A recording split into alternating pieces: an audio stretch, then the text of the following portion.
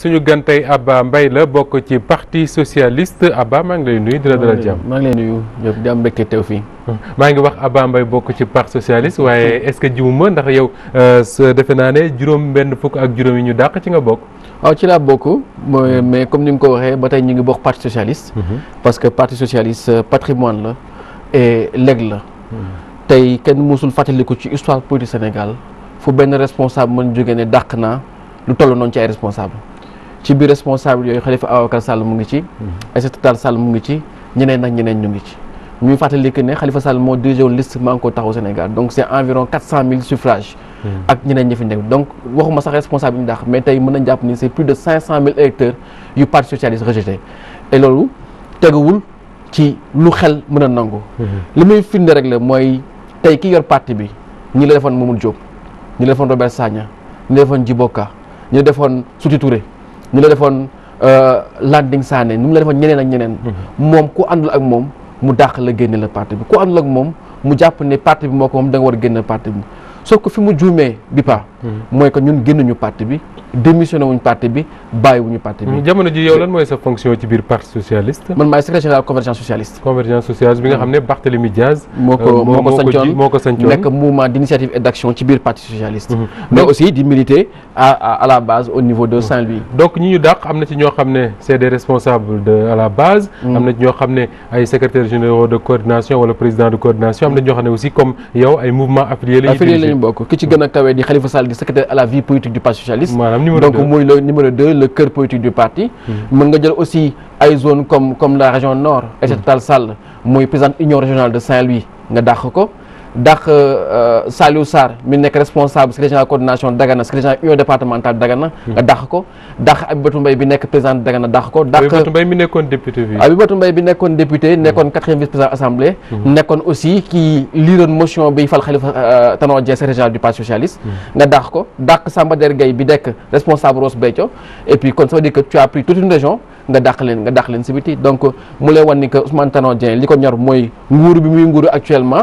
et que il a fait le choix moom enfermé parti socialiste ci histoire personnelle am li ko ñor tey mooy poste bi mu yor ak nguuru bi muy nguuru avenir du parti socialiste intéressé ko ñun avenir du parti socialiste moo ñu ñor. porte-parole du parti socialiste muy Abdoulaye Wilane li mu xamle bi ñuy wax dàq googule moo di ne résolution yi ñu adopté pour dàq leen instance de base du parti bi yëpp. ñoo ko nangu à l'unanimité. non loolu moom waxul dëgg kooku ay waxu Abdoulaye Wilane la parce que bureau politique 15e congrès bi ñu jógee en 2014 dafa am ay changements yu mu indi. mooy dindi na conseil national dafa indi comité central. muy parlement parti socialiste. mu wax ne moom mooy comité central ñaata membre la. Ousmane Tanor Dieng daf ko dulier daf ko copté ne daf ko yóbbu ba à plus de 1000 membres lu nekkoon 500 membres mu yóbbu ko ba 1000 membres. kooku mooy le cœur du parti décision bu jël parti bi fa lañ koy jëlee. mu indi bureau politique ñu ne bureau politique léegi dana am chaque semaine léegi bureau politique benn weer bu nekk lay am te day préparer décision comité central bi am ñetti weer yu ne. ñu ne léegi nag may nañ parti bi mu créé lu ñuy wax secrétariat exécutif. nga xamante ne moom mooy réunir ñaari semaines yu nekk pour préparer bureau politique mu nekk instant xamante ne moom mooy réfléchir mais aussi di réagir à temps réel ci actualité politique bi ak di évaluer action parti bi au jour le jour. bi ñu jógee congrès dañ ko ne may nañ la nga teg benn comité ad hoc bu nga xamante ne moom mooy valider décision yi jël ci congrès bi Ousmane Tanor Dieng ci comité ad hoc boobu la sërëxal andi benn décision changer texte parti bi ne comité exécutif secrétaire exécutif am na mën-mën décider ci lépp luy concerner vie wu parti bi alors que du loolu la congrès décidé woon. donc muy benn glissement mu def pour mën a contrôler parti bi et en même temps mu diluer instance yëpp tey bureau politique il y a plus de cooptés que de responsables à la base. donc ñi fa nekkoon du añ responsable à la base c'est des responsables ne moom moo leen tànnal boppam. tey bureau politique boo fa dindee moitié Dakar dindi fa Khalifa Sall di secrétaire yore département de Dakar nekk maire de Dakar dindi fa lu tolloog ci fukki maire lan moo fa desati. ñu bari dañuy wax ne su fekkee ne yéen wax nañ ne dàq na leen ci parti bi dañ leen a libérer rek parce que depuis référendum bi daanaka nekkatu leen ci parti bi fekkewu leen benn réunion instance ñëwatu leen réunion politique bureau politique est-ce que finalement du yéen a dàq seen bopp avant décision bi di am. non dafa am responsabilité historique loo xam ne da nga ko war acté. parce que lii xew nii pour man c'est la fin d'un cycle boobu. kii ko jeexal mooy pour man Moustapha Niasse ak Ousmane Tanor Dieng bi ñu décidé ne ñoom amuñu candidat si lañ tiré un trait sur un parcours boo xamante ne ñu ngi ko décidé depuis les élections présidentielles de 2007 en passant par le boycott, en passant par les assises, en passant par la candidature unique. À partir de là ils ont tiré un trait ci benn circuit. Et li daloon Ousmane li desoon Ousmane Tanor Dieng mooy que mu préparer succession am préparer parti pour mu am un candidat. À partir du moment où deful loolu il est entré dans un processus boo xamante ne c'est un processus qui exclut le parti mais qui le réduit si histoire personnelle ak choix personnel am. Et je pense que ça c'est pas acceptable.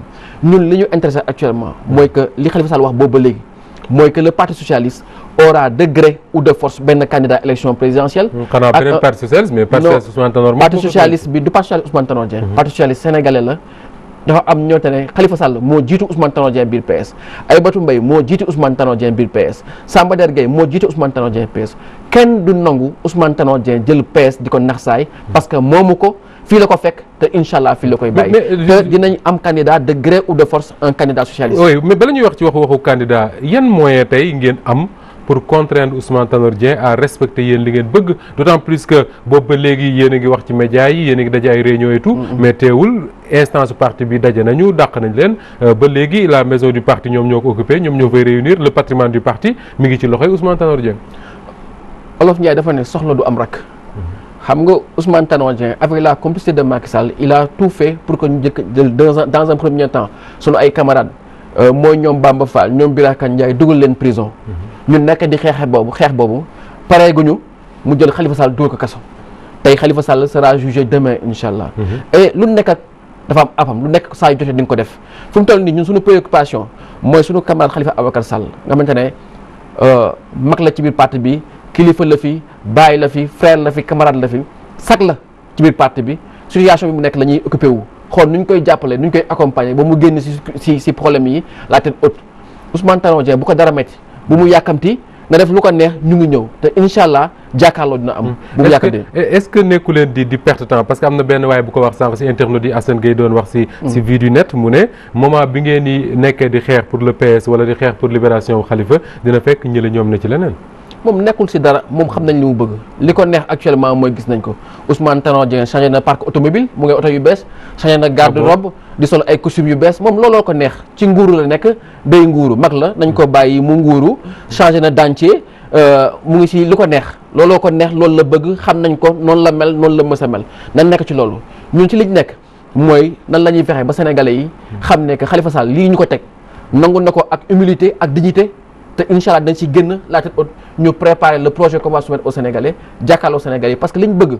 mooy que Khalifa Sall bañ nekk candidat te incha allah Khalifa dina nekk candidat. est-ce que c'est vrai que diggante démb wala bërki démb réunir ngeen fii yéen ñi nga xam ne ñoom la ñu dàq ci parti bi parce que dama lire ci benn journal ñu ne bureau politique bi favorable à Khalifa def nañ benn réunion et que yéen a ngi préparer comité central wala congrès est-ce que exactement noonu la demee. waaw mais loolu moo am parce que li wax ji yëpp li koy indi. mooy li ñu def Kaolack. xam nga Ousmane Tanor Dieng comme ni mu la wax dafa copté ay ñoom Jokal Gadiaga waaw dafa copté ay responsable sauf que parti bi man li may wax parti dafa nekk dem ba nekk benn carte diplomatique maanaam ay responsable yoo xam ne tout responsable rek moo fa nekk mais amuñu base amuñu mbooloo li ñu def Kaolack mu leen tiital ba ñu xam ne ñii am nañ mbooloo te ñii fi ñu jëm bu kon ne du baax si ñun moo tax ñu xëcc ñu dàq ñu mais ñoom waxtaan nañ suñu biir am nañ suñu programme incha allah suba procès Khalifa Sall te bu ñu fa jógee daañu dem yeneen on va faire le tour du Sénégal préparer suñu candidature préparer suñu projet et ces gens là mënuñu ñu divertir. su fekkee ne wax ngeen ne yéen a nekk majorité ci parti socialiste parce que à chaque fois dañ naan ñi nga xam ne ñoo ànd ak Khalifa c'est des élus c'est pas des responsables cooptés ñi ay maire lañ ñi ay leneen ak leneen su fekkee ne yéen a am majorité boobu est-ce que jotul ngeen xalaat beneen voie comme ni ko Aïssata defee avec son mouvement dem xalaat beneen voie bu ngeen di tracer pour dem justement fi ngeen bëgg a dem plutôt que di xëccoo parti socialiste ak Ousmane Tanor Dieng boo xam ne ñëpp xam nañ ne le pouvoir est avec lui. Aïssata Sall génnul parti socialiste. dafa créer am na mouvement am def candidature ci élection yi parce que. fi mu toll ci loo xam ne parti bi da koo tere tamit. waaw mais non pas parce que. fi parti bi jëm d'accord ci et mu créer cadre bu mu ko mën a exprimer parce que Aïssata Sall fi mu toll Sénégal dépassé na ay problème crypto personnel problème de coordination damay faral di dégg responsable parti socialiste chaque fois boo leen waxee ñu ne on est à l'ère des coalitions. boo demee Allemagne boo demee France ainsi de suite mais pourquoi ñoom mënuñu xool li xew parti socialiste français. parti socialiste français y a des ku nekk ak ñu ngi fa am na ay kàngam yu fa nekkoon ñoom Benoît Hamon ñeneen ak ñeneen ñu dem primaire ku gagné dem nekk candidat à l'élection présidentielle. parti socialiste France moom du exemple ndax tas na. waaw mais tas na mais ba muy gagné 2007 daanaka desatul lu bari. ba ñuy gagné ñoom 2012 moo yéen a yem. ba muy gagné 2012 kan moo fa nekkoon di feetu ak ñoom. Ousmane Tanor Dieng. Ousmane Tanor Dieng waaw. bi Macron gagné kan lañu gis muy def selfie ak Macron Ousmane Tanor Dieng. Ousmane Tanor Dieng moom ku am ndam mu ngénte la sa ndam te moom mënul am ndam te fi mu toll ñun dañu bëgg a am ndam. dañu bëgg a liggéey préparé wu am un candidat te incha allah loolu mooy suñu liggéey. justement yaa ngi wax ne Ousmane Tanor Dieng mësul am ndam. depuis que mu jël le PS en 96 PS daanu. mais à chaque fois yéen ak moom a doon ànd Khalifa Sall nekkoon na son directeur de campagne en 2007. est-ce que amu leen aussi seen part ci dégringolade boobu le PS nekkee. amuñu ci benn part de responsabilité. élection présidentielle c'est la rencontre d'un homme et d'un peuple. on a jël nañu Ousmane Tanor Dieng jox ko parti bi en 96 parce que Abdou Diouf voulait se décharger. suñu score commencé wàcc. on a perdu en 2000. 2007 il a été candidat les Sénégalais ne ko yow on ne veut pas de toi comme président. mu ñëwaat 2012 Sénégalais yi ne ko yow on ne veut pas de toi comme président ça veut dire que le parti socialiste n'a pas un problème de parti d'instance. c'est un parti qui a un problème de candidat. et li koy wane mooy chaque fois bu parti demee élection parti bi baat yi muy am boo ko méngalee ak li ñu jaay ci carte.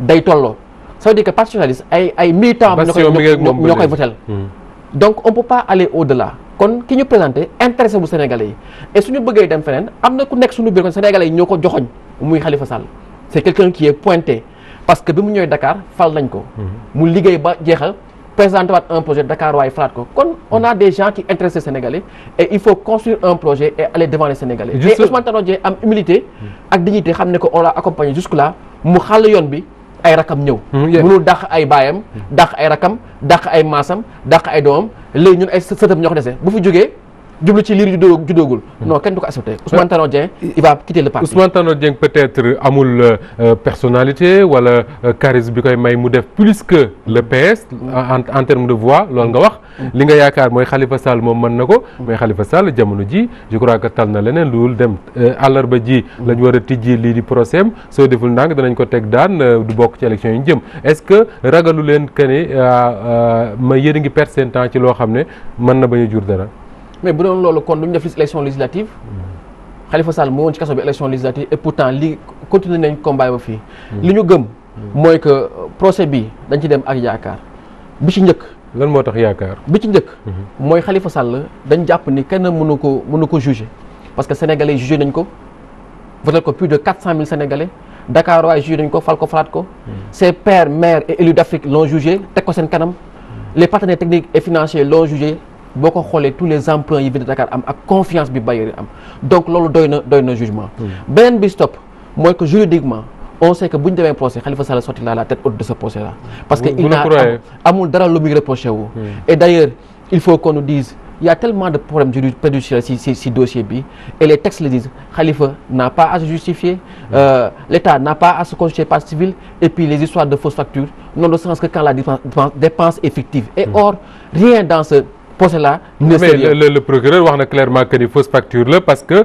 facture yi ay ceeb ak diw ak meew lañ ci doon wax alors que en réalité kenn mësul livrer mairie Dakar ceeb ni diw ni meew. dans ce cas là il n'a qu'à demander percepteur bi mu jox bi mu bàyyi muy dox ay soxlaam percepteur de Dakar bi mu bàyyi muy dox ay soxlaam wala prédécesseur am Abdoulaye Diop bi nekkoon ministre des finances maintenant moom la beaucoup remplacé il n'a qu'à demander à ces gens là pourquoi ils ont mis en place ce système de couverture de dépenses parce que Khalifa parce que pour yow système de couverture de dépenses oui parce que les fonds politiques la xam nga caisse d'avance contenant la bool la la question mooy lan moo nekk ci biir bool bi et bu fekkee compte la bu ñuy ibbi ne compte bi dépenses diverses la caisse d'avance la xaalis bi moo si nekk dañ koy jël en espèces mu jël le seul montant bu ñuy joxe en espèces à la mairie percepteur bi nekk banquier maire di ko jox maire na ko am lii c'est pour tes dépenses politiques mais boo koy justifier c'est pas au maire de se justifier percepteur bi nga xamante ne moo ko jox xaalis bi moo ko war a justifier